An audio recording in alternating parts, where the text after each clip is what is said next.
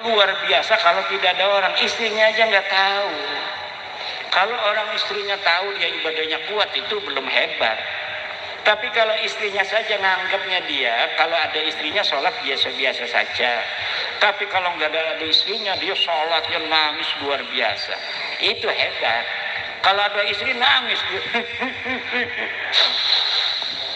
kenapa saya bermimpi semalam bertemu dengan waliullah, katanya engkau akan meninggal dunia seminggu lagi, kecuali dengan satu syarat.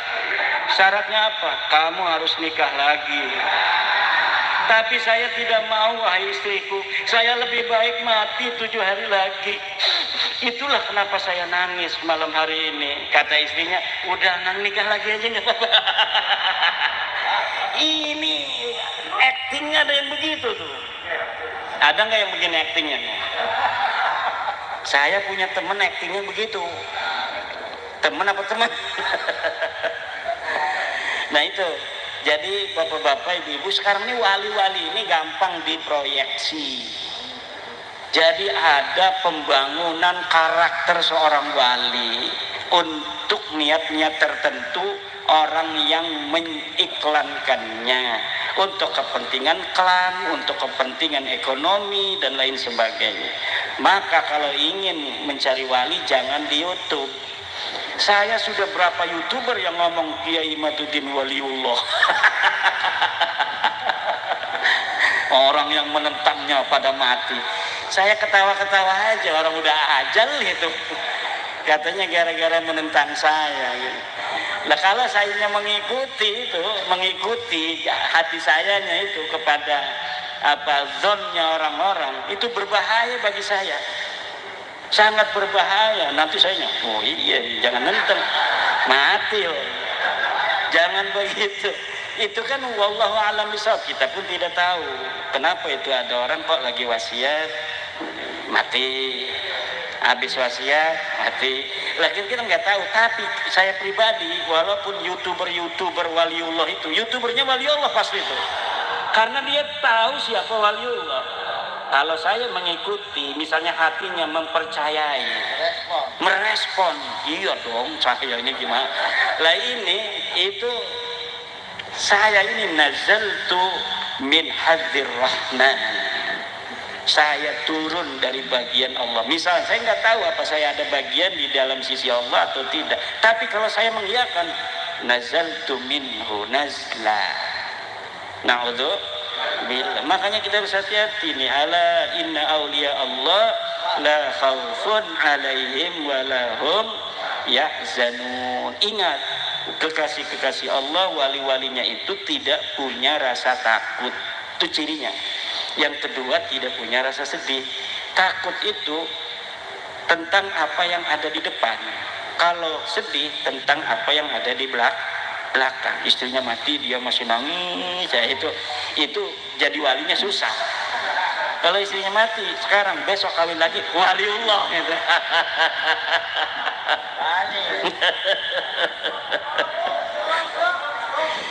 Ini Abah Yai udah tua juga begini-begini.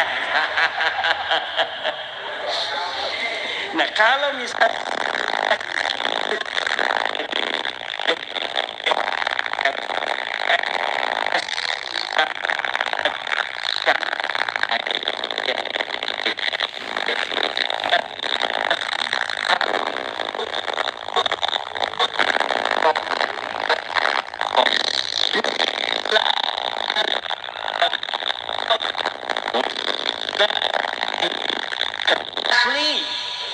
ada orangnya, itu tinggal dibaca satu kali duduk itu waqiat dan doanya kaya raya. Kapan kayanya? Langsung datang emasnya nanti dulu. Itu pokoknya hidupnya akan diberi kemudahan oleh Allah Subhanahu wa taala.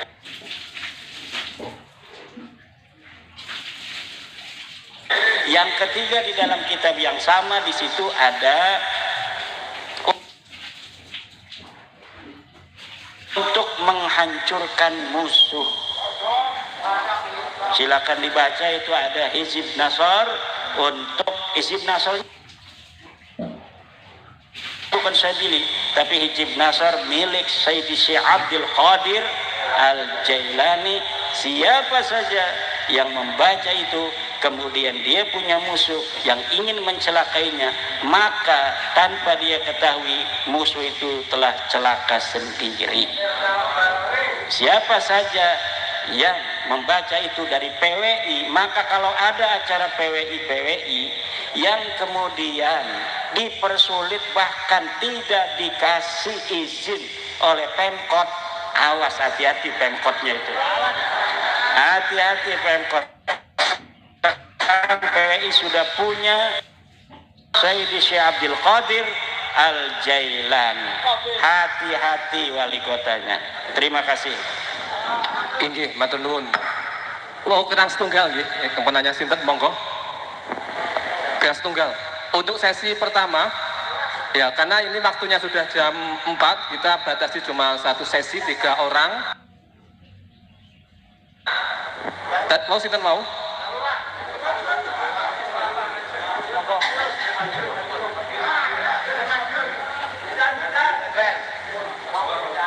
Monggo, monggo.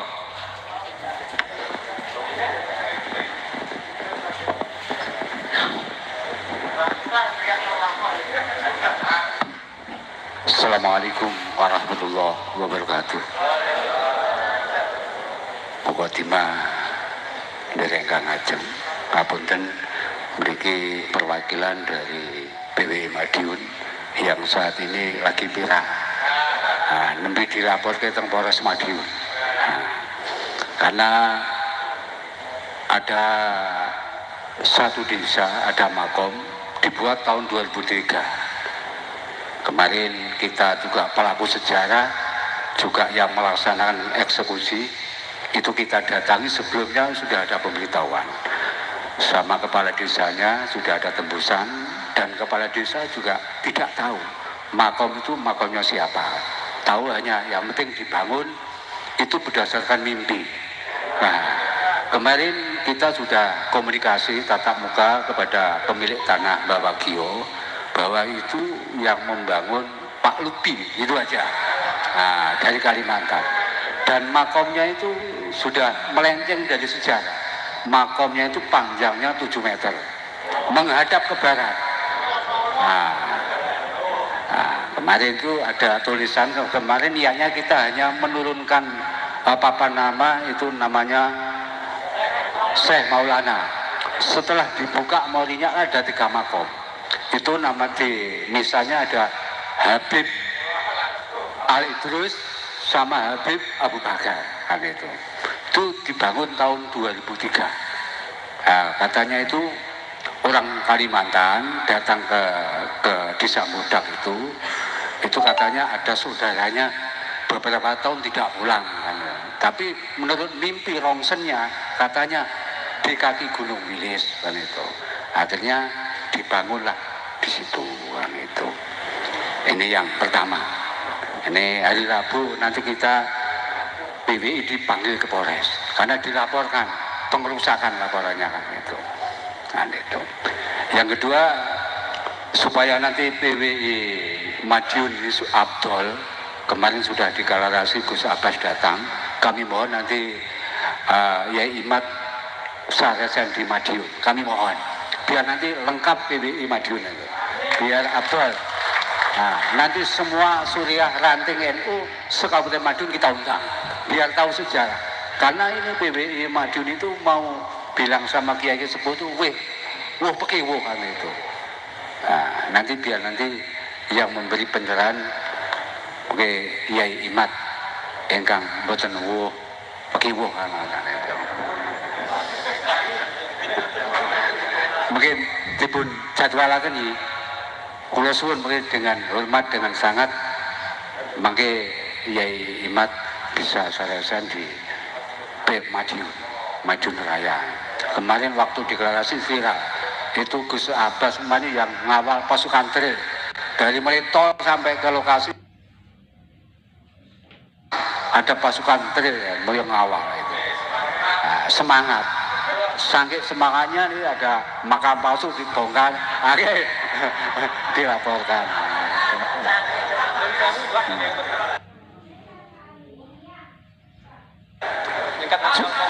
Coba kita juga prihatin saat ini, karena dekat di sini nanti kalau memang makam-makam nanti sudah betul-betul terjadi, nanti dibikin kitab.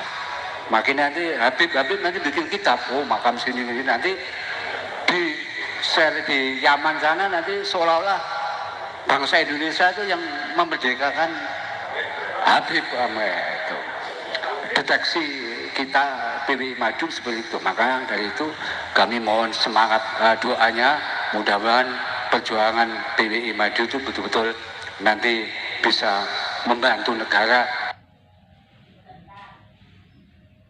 untuk menyatukan bangsa Indonesia.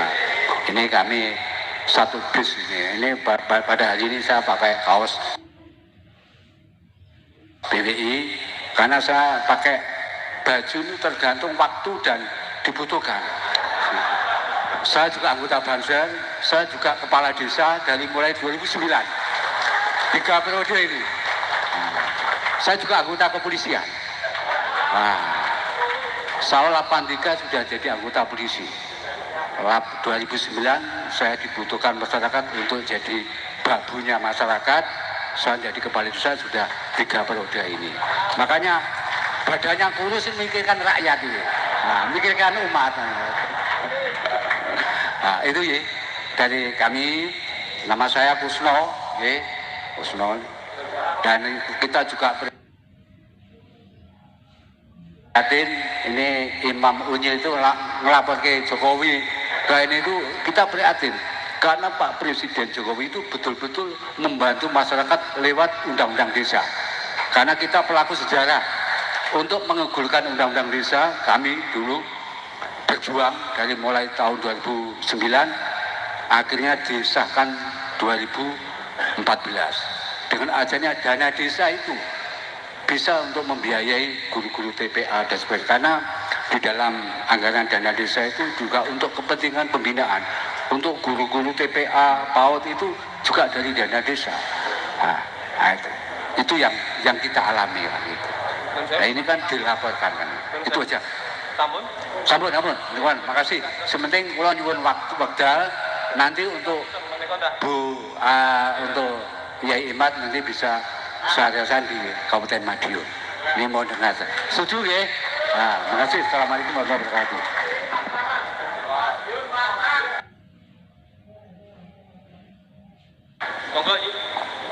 Madiun itu memang PWI yang baru dilantik yang langsung action dan beraksi untuk masyarakat.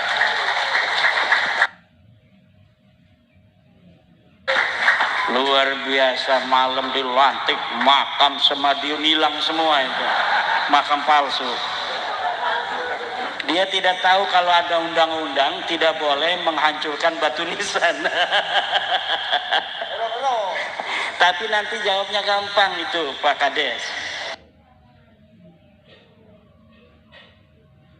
Jawabnya kan undang-undang itu yang tidak boleh itu menghancurkan batu nisan asli. Kalau ini makamnya makam palsu, Pak. Udah insya Allah Pak Hakim juga ngerti. Yo, yang viral itu ya katanya Kiai Maduddin ya. Ya udah, bebas katanya. Nanti begitu insya Allah. Saya sih berharap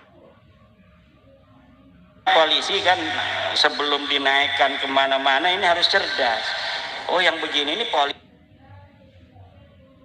kan udah tahu juga.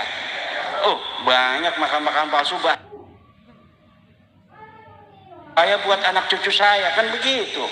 Karena apa yang dilakukan PWI itu bukan hanya untuk PWI dan anak cucunya, tapi untuk seluruh bangsa Indonesia dan anak cucu bangsa Indonesia, termasuk anak cucu para polisi sendiri. Negara ini negara kita, tanah ini tanah kita, air ini air kita. Kita jaga sebagai anak leluhur kita mewariskan kepada kita hari ini dengan sejarahnya, dengan perjuangannya. Kita jaga sejarah mereka untuk kita wariskan kepada kepada keturunan kita bahwa leluhur kamu KRT Sumodiningrat untuk membela tanah ini berani mati melawan Inggris, bahwa dulu Sultan Agung untuk tanah Nusantara ini mengirim pasukan ke Jakarta mengusir Portugis. Itu yang akan kita wariskan, superioritas patriotik yang ada di dalam diri jiwa orang-orang tua kita, kita warisi hari ini dan kemudian kita wariskan kepada generasi-generasi kita di masa yang akan datang. Tapi menurut seorang ahli antropolog, kalau kita ingin menjajah sebuah bangsa, nggak usah pakai senjata, rubah aja sejarah mereka, maka pada generasi yang kedua bangsawan-bangsawan mereka, keturunan para pejuang akan menjadi kambing. Pada generasi yang ketiga semuanya akan menjadi bebek. Kalau sekarang mereka ini sekarang merubah, masih ada gaya-gaya para pendekar-pendekar yang tahu sejarah sesungguhnya. Mereka paling mencatat, mereka paling mempersiapkan. Tapi ketika lama-kelamaan dikaji oleh filolog, nyari-nyari kitab manuskrip, padahal manuskrip palsu. Wah, ini nih lumayan. Ada sejarah baru yang tidak ada. Sebagaimana sejarah pada biasanya dianggapnya sebuah sumber, padahal itu manipulatif, informasinya tidak ada pada masanya. Kemudian bertentangan dengan manuskrip-manuskrip yang lebih tua, mukhalifatan lil usul. Ini hari ini saya lihat sejarawan-sejarawan kita juga, karena dia itu terpacu oleh waktu, ingin menyelesaikan sebuah buku. Kadang-kadang bukti-bukti sumber-sumber non primer itu dijadikan juga sebagai bahan oleh mereka untuk menulis historiografi, sehingga kemudian historiografi ini antara satu dan yang lainnya bertentangan.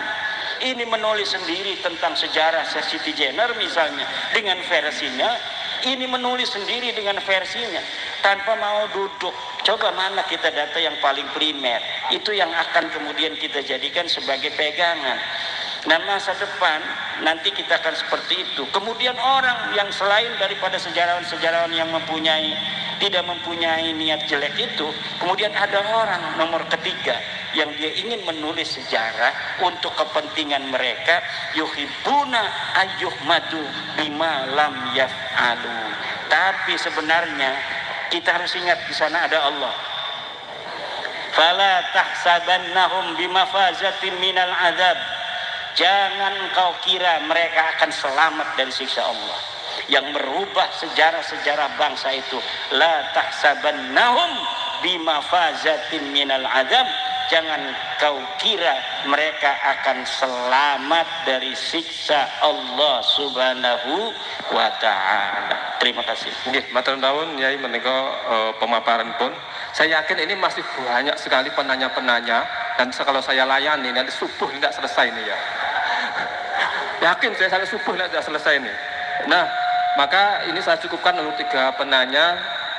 Dan ini ada suatu informasi kepada panjenengan semuanya bahwa nanti malam itu ada tablik akbar dan pelantikan pengurus PWILS Mataraman bersama Romo Kiai Haji Imaduddin Usman Al-Bantani dan dengan Dr. Kiai Haji Abbas Billy Al-Husaini dari Buntet Cirebon. Nanti malam jam 7.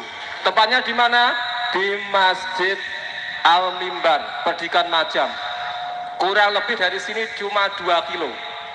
Nah, saya harapkan jamaah yang ada di sini nanti malam bisa mengikuti tablik akbar dan pelantikan PWILS Mataraman bersama Romo Kiai Haji Imaduddin Usman Al-Bantani dan Dr. Kiai Haji Abbas Billy Al-Husaini dari Buntet Cirebon. Nah, untuk sebelum saya tutup, nah biasanya itu ada namanya biasanya ada namanya closing statement. Nah, ini dari pembicara. Monggo Yai Fuad untuk closing statementnya nanti disusul oleh Romo Yai Imaduddin, nggih. Nyuwun pangapunten menika, monggo. Terima kasih. Yang jelas perjuangan ini akan terus berlangsung dan tidak hanya sampai di sini saja, dan tentu mari kita lanjutkan perjuangan ini dengan hati yang tulus, ikhlas dan tetap istiqomah. Dan kami secara pribadi mohon maaf jika ada banyak hal yang mungkin salah, ya, mohon dimaafkan dan ngapunten. Terima kasih. Assalamualaikum warahmatullahi wabarakatuh. Semakin berjalannya waktu, semakin banyak para cendekiawan semacam Dr. David Fuadi, Dr. Fatur Rahman yang ikut dalam berkontribusi bagaimana menganalisa, menghipotesa, membaca dari fenomena di tengah masyarakat tentang klan Ba'alawi yang dalam satu sisi dalam tesis saya mereka itu tidak terbukti sebagai keturunan Nabi, di sisi lain banyak terjadi pembelokan-pembelokan sejarah yang melibatkan mereka. Saya secara pribadi kepada Dr. Fatur Rahman yang seorang peneliti ini untuk meneliti bagaimana